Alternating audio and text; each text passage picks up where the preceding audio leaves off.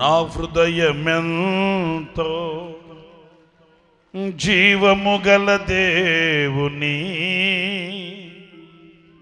దర్శించానందముతో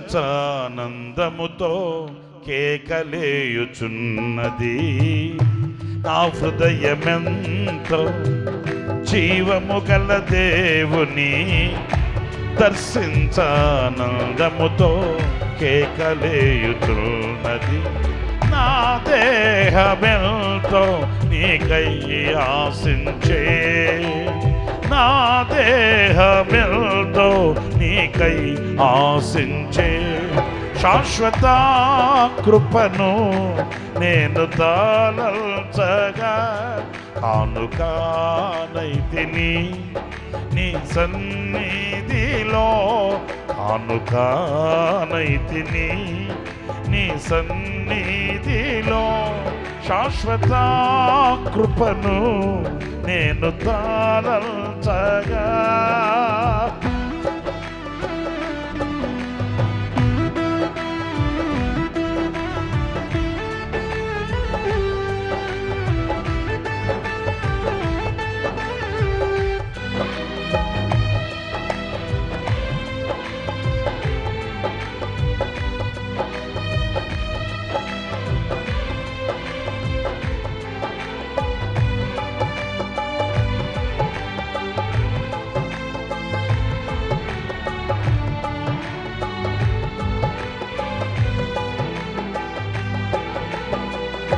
నూతనమైన ఈ జీవ మార్గమందున నూతన జీవము ఆత్మాభిషేకమే.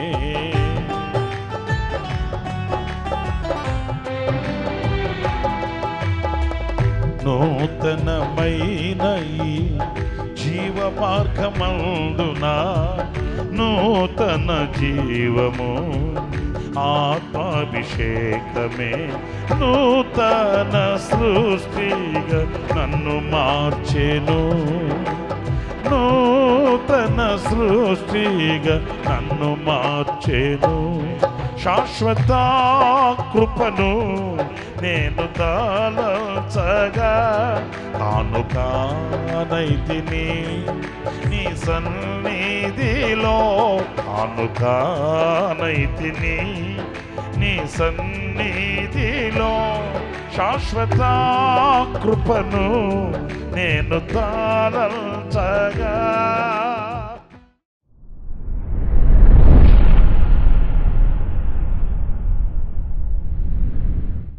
Praise the Lord. ప్రభు అయిన యేసుక్రీస్తు నామములో మీ అందరికీ హోసనా మినిస్ట్రీస్ తరపున హృదయపూర్వకమైన వందనాలు తెలియపరుస్తున్నాను. ప్రభు మిమ్మల్ని ఆశీర్వదించి దీవించునుగాక. సామెతల గ్రంథం 3వ అధ్యాయం 3వ వాక్యం మనకు చాలా శ్రేష్టమైన పాఠాలు నేర్పుతుంది. అందులో ఒక్క మాట ఈ పూట మనం ధ్యానిద్దాం. ఈ 3వ వాక్యాన్ని నేను చదువుతున్నాను. దయను సత్యమును ఎన్నడును నిన్ను విడిచిపోనీయకుము. పిల్లలారా, ఇక్కడ ఓ చక్కటి హితోపదేశం ఏంటంటే దయను సత్యమును విడిచిపోనివ్వవద్దు అని ఒక శ్రేష్టమైనవి ఇవి అనేవి ఈ వాక్యంలో మనం ధ్యానించగలగాలి. ఎందుకంటే ఎన్నో మనం విడిచిపెట్టేస్తుంటాము, ఎన్నో మర్చిపోతుంటాము, ఎన్నో దాటుకొని పోతుంటాము. కొన్ని అయితే మన జ్ఞాపకాల్లో కూడా ఉండవు. కానీ అలా కాదు. ఈ సత్యము ఈ దయ అనేది చాలా శ్రేష్టమైనది. వాటిని కంఠభూషణముగా ధరించుకొనుము, నీ హృదయం అనే పలక మీద వాటిని వ్రాసుకొనుము అని కూడా ఈ వాక్యంలో మనం చదువుతున్నప్పుడు వాటి యొక్క విశేషతను మనం గమనించవలసి ఉంది. వాటి యొక్క ప్రాముఖ్యతను కూడా మనం ధ్యానించవలసి ఉంది. ప్రియులారా, ఈ పూట ఈ సత్యమును ఎందుకు విడిచిపెట్టవద్దు అని వ్రాయబడి ఉంది. ఈ సత్యము వలన కలిగే అనుభవాలు ఎలా ఉంటాయి అనేది కొన్ని విషయాలు మనం ధ్యానించుకుంటూ వెళ్తాము. ప్రాముఖ్యంగా ఎఫెసీయులకు రాసిన పత్రిక 4వ అధ్యాయం 15వ వాక్యంలోని మాటలు నేను చదువుతున్నాను, జాగ్రత్తగా మీరు ఆలకించండి. ప్రేమ కలిగి సత్యము చెప్పుచు క్రీస్తు వలె ఉండుటకు మనం అన్ని విషయములలో ఎదుగుదుము. ప్రియులారా, ఈ వాక్య భాగంలో మనం గమనించవలసింది, సత్యము చెప్పుచు అంటే సత్యము కలిగి క్రీస్తు వలె ఉండుటకు మనం అన్ని విషయాలలో ఎదుగుదాము. అంటే సత్యములో మనము క్రీస్తు వలె ఎదిగే అవకాశం ఉంది. యేసుక్రీస్తుని గురించి మనము, ఆయన సత్యవంతుడు. యేసుక్రీస్తు కూడా చాలా సందర్భాలలో ఆయన సత్యమును గురించి నేను సాక్షులను చెప్పాడు. అంత మాత్రమే కాదు, నేనే మార్గము సత్యము అని కూడా అని చెప్పాడు. అందుచేత ఈ సత్యము వలన మనము క్రీస్తు వలె ఉండుటకు మనం ఎదగగలుగుతాము. క్రీస్తుకు కలిగిన సంపూర్ణతకు మనం రాగలుగుతాము. సత్యమే మన యందు లేకపోతే, సత్యమందు మనం స్థాపించబడకపోతే, సత్యమందు మనం ప్రతిష్ఠించబడకపోతే క్రీస్తు యొక్క సంపూర్ణతలోనికి మనం ఎదగలేమండి. అంటే ఈ సత్యము యొక్క ప్రాముఖ్యతని, విశేషతని మనం చాలా జాగరూకులమై గమనించాలి.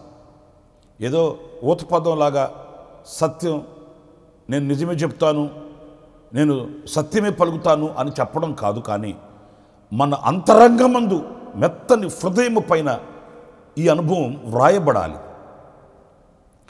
ఈ సత్యమును మనం విడువని వ్యక్తులము కావాలి. సత్యం అనేది మనలో ఇమిడిపోవాలి.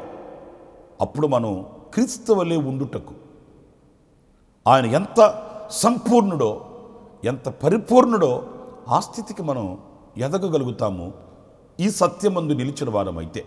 కనుక మనలో ప్రతిదీ కూడా, ఒకటని కాదండి, ఏదైనా సత్య సంబంధమైనదై ఉన్నదా లేక లోక సంబంధమై ఉన్నదా అనేది మనం ప్రశ్నించుకోవలసిన విషయం. మన మాట తీరులో కానివ్వండి, మన నడవడికలలో కానివ్వండి, మన యొక్క ఆలోచనలలో కానివ్వండి, మన కుటుంబపు వ్యవస్థలో కానివ్వండి, అలాగే మన చేతి పనులు, ఉద్యోగాలు, వ్యాపారాలు, వ్యవసాయాలు ఎన్నో ఉంటాయి కదండి. అన్నింటిలో సత్యము కనబడాలి, సత్యము నిలిచి ఉండాలి. సత్యము చేత మనం నడిపించబడిన వారమే అయితే క్రీస్తు వలె ఉండుటకు మనం ఎదుగుతాము, ఎదగగలుగుతాము. ఎదుగుటకు ఈ సత్యం తోడ్పడుతుంది. ఇక రెండవ విషయాన్ని నేను మీకు జ్ఞాపకం చేస్తాను. అది యోహాను సువార్త 8వ అధ్యాయం 31, 32 వాక్యాలని నేను చదువుతున్నాను. తనను నమ్మిన యూదులతో, మీరు నా వాక్యమందు నిలిచిన వారైతే నిజముగా నాకు శిష్యులై ఉండి సత్యమును గ్రహింతురు. అప్పుడు సత్యము మిమ్మును స్వతంత్రులుగా చేయునని చెప్పగా. ప్రియులారా, ఇక్కడ చూడండి, సత్యము మనం నమ్మినప్పుడు, సత్యము మనలో ఉన్నప్పుడు మనం స్వతంత్రులుగా చేయబడతామట. ఇదే వాక్యాన్ని మరొక విధంగా నేను మీతో చెప్పనా, సత్యము మన యందు లేకపోతే మనం బంధకాలలో ఉన్నవారం అనడానికి ఎలాంటి సందేహం లేదు. ఎందుకంటే సత్యాన్ని మనం స్వతంత్రించుకోలేదు అని అంటే అసత్యముతో మనం బ్రతుకుతున్నామనే. ఈ అసత్యము అనేది, ఈ అబద్ధం అనేది ఒక బంధకం అండి. ఎన్నో బంధకాలు మనకు కనిపిస్తాయి. మనసును బంధించే బంధకాలు, శరీరాన్ని బంధించే బంధకాలు, ఆలోచనను బంధించే బంధకాలు, ఇలా ఎన్నో బంధకాలు మనల్ని బంధించడానికి కంకణం కట్టినటువంటి పరిస్థితులు. అయితే ఈ బంధకాలలో నుంచి మనం విడిపించబడిన వారమై, ఈ బంధకాలలో నుంచి మనం తప్పించబడిన వారమై, స్వతంత్రులమై మనం స్వేచ్ఛగా మన ప్రభు సన్నిధికి మనం పరుగులు తీయాలి. ఆయన సముఖంలో మనం నిలవగలగాలి, ఆయనను ఆరాధించగలగాలి, ఆయనను మహిమపరిచి స్తుతించగలగాలి, ఆయన కొరకే మనం జీవించగలగాలి అనుకున్నప్పుడు ఈ సత్యం మనకు కావాలి. ఈ సత్యం ఏం చేస్తుంది? మన బంధకాలలో నుంచి మనల్ని విడిపిస్తుంది, మన సంఖ్యలలో నుంచి మనల్ని తప్పిస్తుంది. ప్రియమైన సహోదరులారా, ఈ రోజున క్రైస్తవ లోకంలో పుట్టి పెరిగి కూడా కదలలేని, మెదలలేని, బంధించినటువంటి బంధకాలలో నిలిచి కుమిలిపోతున్న, కృంగిపోతున్నటువంటి వ్యక్తులు ఎంతమంది లేరు? ఆ స్థితిలోనికి మనం రాకూడదు, ఆ స్థితిలో మనం పడిపోకూడదు. మనం స్వతంత్రులం కావాలి. మన ప్రభుని మనం క్షణక్షణం క్షణక్షణం చేరువ కావాలి. ఆయనతో మనకున్న అనుబంధం పటిష్టం కావాలి. హృదయమాన ఆయనను స్తుతించి, హృదయమందు ఆయన వాక్యమును స్థాపించుకొని, వాక్యమందు మనం ఎదగగలగాలి. ఎదిగే చెట్టుకి ముళ్ళ కంచి కనుక ఉంటే ఆ చెట్టు ఎదగలేదండి. ఎదిగే చెట్టుకి క్రింద గనక ఆ వేళ్ల దగ్గర రాళ్ళు ఉంటే ఎదగలేదండి. అలాగే మన ఆధ్యాత్మికమైన జీవితానికి కూడా ఈ ముళ్ళ కంచె లాంటి, ఈ వేర్ల దగ్గర రాళ్ళు లాంటి ఈ బంధకాలు, ఈ అనుభవాలు మనలో ఉన్నప్పుడు మనం ఆధ్యాత్మికంగా ఎదగలేమండి. నేను క్రైస్తవుడని చెప్పుకుంటాము, నేను మందిరానికి వెళుతానండి, నేను ఆరాధనకి వెళుతానండి అని చెప్పగలం. కానీ స్వతంత్రులమై మన ప్రభుని ఆరాధించే, మహిమపరిచే, ఆయనకు చేరువ కాగలిగిన వ్యక్తులమేనా అన్నప్పుడు ఆలోచించవలసి వస్తుంది. కనుక నా ప్రియమైన సహోదరులారా, ఏ బంధకాలు నేను బంధించి ఉన్నాయో, ఏ కట్లు నేను కట్టి ఉన్నాయో నీకు తెలుసు, దేవునికి తెలుసు. ఆ బంధకాలలోంచి, కట్లలోంచి నువ్వు విడిపించబడాలి. ఇదిగో ఈ వాక్యం చెప్తున్న సత్యమును బట్టి నువ్వు స్వతంత్రుడవు కావాలని దేవుని వాక్యం సెలవిస్తుంది. ఇంకొక మాట కూడా నేను మీకు జ్ఞాపకం చేస్తాను. సామెతల గ్రంథం 12వ అధ్యాయం 22వ వాక్యంలో మనం గమనించినప్పుడు, అబద్ధమాడు పెదవులు యెహోవాకు హేయములు, సత్యవర్తనులు ఆయనకు ఇష్టలు. ప్రియులారా చూడండి, చక్కటి శ్రేష్టమైన మాట అండి. సత్యం చెప్పువారు, సత్యవంతులు ఆయనకు ఇష్టమైన వారట. అంటే సత్యమందు మనం నిలిచినప్పుడు, సత్యాన్ని మనం కాచుకున్నప్పుడు మనం దేవునికి ఇష్టలుగా బ్రతకగలుగుతామండి. ఏదో విశ్వాసులుగా కాదు, ఆరాధికులుగా కాదు, ఆయనకి ఇష్టలుగా. మనకు చాలామంది పరిచయస్తులు ఉంటారు, మనకు ఎదురవుతుంటారు, వస్తుంటారు, పోతుంటారు. కానీ మనకిష్టమైన వాళ్ళంటూ కొంతమంది ఉంటారు కదండి. వాళ్ళతో మనం ఎలా మాట్లాడతాము? స్వతంత్రంగా మాట్లాడతాం, హృదయం తెరిచి మాట్లాడతాం, అనురాగంతో మాట్లాడతాము, వాళ్ళని ఎంతగానో ప్రేమిస్తాము. వాళ్ళ ఆశలు కూడా మనం భంగం చేయమండి. మరి అలాంటప్పుడు మనము దేవునికి ఇష్టలుగా ఉన్నప్పుడు ఆయన మనల్ని ఎలా నడిపిస్తాడు, ఎలా ప్రేమిస్తాడు, ఎలా దీవిస్తాడు, ఎలా జీవింపచేస్తాడు అనేది మనం నోటితో చెప్పుకోవడానికి మాటలు కూడా అందవు.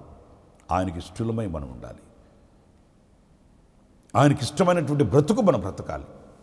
ఆయనకి ఇష్టమైనటువంటి నడవడికను నడిపించబడాలి. ఆ మార్గంలో మనం నిలవాలి. ప్రియులారా, ఆయనకి ఇష్టమైనటువంటి బ్రతుకునే మనం బ్రతుకుతున్నామా, లేకపోతే మనకిష్టమైన బ్రతుకు మనం బ్రతుకుతున్నామా? ఆయనకిష్టమైన వాటిల్లో చేస్తున్నామా, మనకిష్టమైన వాటిల్లో చేసుకొనుచున్నామా? సత్యమును మనం అపేక్షించిన వారమైతే ఈ సత్యము వలన మనం ఆయన మధ్యలో స్థానాన్ని సంపాదించుకోగలుగుతాము. ఆయన హృదయంలో మనం నిలవగలుగుతాము. ఆయన మనసులో నిత్యము మన జ్ఞాపకాలు నిలిచి ఉంటాయి.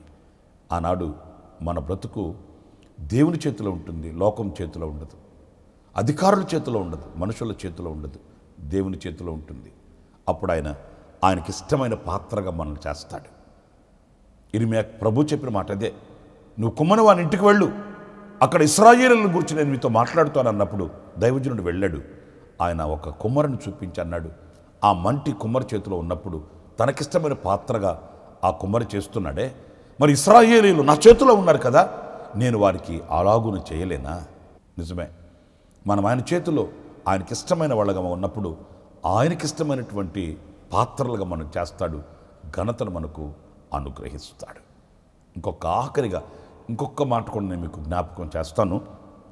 అదేంటంటే, యోహాను రాసిన 2వ పత్రిక 1వ అధ్యాయం 3వ వాక్యంలో మనం చదివినప్పుడు, సత్యప్రేమలు మన యందుండగా తండ్రి అయిన దేవుని యొద్ద నుండి, తండ్రి యొక్క కుమారుడగు యేసుక్రీస్తు నద్దు నుండి కృపయు కనికరమును సమాధానమును మనకు తోడగును.